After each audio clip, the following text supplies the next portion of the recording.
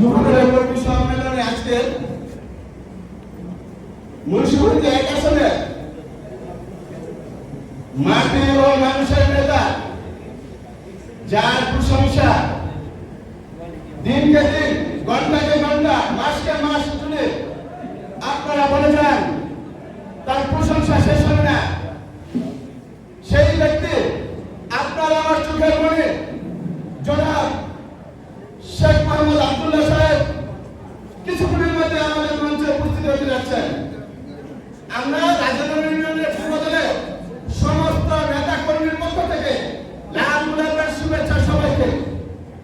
সবাই ভালো থাকবেন। আসসালামু আলাইকুম। আমি রাজনগর ইউনিয়ন যুবদলের পক্ষ থেকে একটু সময় পেয়েছি। আমি আমার নেত্রীকে নিয়ে 2 মিনিট কথা বলবো। আমার নেত্রী 18 কোটি মানুষের নেত্রী, এই 18 কোটি মানুষের নেত্রী, মাটির মানুষের মমতা মহিমা জননেত্রী, 3 দিন ধরে এই দেশের প্রধানমন্ত্রী। এই মহিলা যখন তিনি জেল খেটেছেন আমরা দেখছি, ওয়ামিনের সময় তার 2টি ছেলেকে অ্যারেস্ট করে এই দুঃশাসিত সরকার, স্বৈরাচারী আওয়ামী লীগ সরকার, উনি তার 2টি ছেলেকে বিকল্প করে ফেলেছিলেন। আমার তারুণ্যের অহংকার, তারেক রহমান নেতা তাকে মেরুদণ্ডকে ইনফেকশন করে ফেলেছিলেন না, এবং তারেকের ইনফেকশন করে ফেলেছিলেন, এবং তার আরেক ছেলেকে ইনফেকশন করে ফেলেছিলেন। যখন তারা 2টি ছেলে তার মৃত্যু সজ্জায় সজ্জিত হয়েছিল, এই ওয়ামিনের সময় আমার নেত্রী যখন শুনলেন যে তার 2টি ছেলে সিএমএস হাসপাতালের ভিতরে ট্রিটমেন্টের জন্য আসছেন, আমার এই মমতা মহিমা, আমার এই 18 কোটি মানুষের নেত্রী দৌড়াইতে সেই সিএমএস হাসপাতালে পৌঁছে যান। এমন যায় দেখেন তার 2টি সন্তানে বেডের মধ্যে শুয়ে পড়ছে।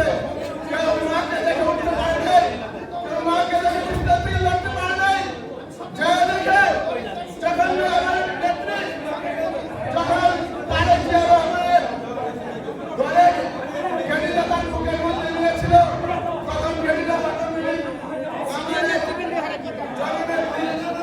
প্রধানমন্ত্রী সামনে ঘুম থেকে সরে গেছিলেন, এবং আওয়ামী লীগ দুঃশাসিত সরকার তাকে বলেছিলেন আপনার 2টি ছেলে নিয়ে এই দেশ থেকে পালিয়ে যান। আমার নেত্রী সেদিন বলেছিলেন আমি এই দেশ ছেড়ে চলে যেতে পারবো না, বিদেশে আমার কোনো বাড়ি নেই, বিদেশে আমার গাড়ি নেই, বিদেশে আমার গাড়ি ভাড়া নেই, বিদেশে আমার থাকার মতো কিছু নেই। আমি এদেশের মাটিতে থাকবো, এদেশের মাটিতেই মরবো, আমার 2 ছেলেকে নিয়ে এদেশে থাকবো। একটা ছেলে দুনিয়া থেকে চলে গেলেন, আরেকটা ছেলে মেডিকেলের মধ্যে ট্রিটমেন্ট অবস্থায় ছিলেন। যখন মারা গেলেন আমার নেত্রী একেবারে ভেঙে পড়ছে। আমার নেত্রী 2টি সন্তান নিয়ে যখন নিজে বাংলাদেশের মাটিতে ছিলেন, তখন তাকে আওয়ামী লীগের দুঃশাসিত সরকারে বলেছিলেন যে আপনি দলিলের মধ্যে ইসলামের মধ্যে সিগনেচার করে দিয়ে যান, আপনার এই ছেলেকে নিয়ে এই দেশ থেকে পালিয়ে যান। আমার নেত্রী বলেছিলেন আমি এই দেশ ছেড়ে যাবো না, আমার স্বামী এদেশের মাটি আছে, আমার স্বামী এদেশে মরেছে, আমার শেষ নিঃশ্বাস পর্যন্ত আমি এই দেশে থাকবো, এটা আমার মৃত্যু হোক যাই হোক। আমার নেত্রীকে আমি জানি না, আমার